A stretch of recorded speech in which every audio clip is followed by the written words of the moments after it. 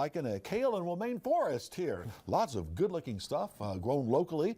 Chris Seeley from the market joins me, and we have a couple of kinds of kale and romaine, and this comes from a place that we talked about in a previous segment. Yep, from Cedar Creek Gardens, and they're out of Midland. And you know, they do some really wonderful work down there. They've got some wind tunnels, so they can get their produce out a little earlier than people that are just trying to grow it out in the open, because they can keep some heat in. Oh, and sure, stuff. sure. So we've got some beautiful romaine. I mean, we just got this yesterday, and it is just gorgeous. That is fantastic, romaine. yes. And it's really nice and soft and tender, and it's you know, but it's still got that good crunch to it. And then of course their kale is just second to none. I mean, in the wintertime I can't have it because it's not in season for us. Yeah. So I have to order from some other places, but this kale is so much nicer. Yeah. The lacinato that we've talked about before, Yes. it's a little more tender, a little easier to eat. And the curly kale, which is great for, you know, people that are making chips or whatever sure. out of it, or adding to their smoothies or whatever. So, Yeah, exactly. And it still eats fine, but it just is a little nicer to eat. And they're superfoods too. I mean, Absolutely. kale is so high in nutrients, and eat them in so many ways. And this really is a lot more tender. I've had the experience of that before.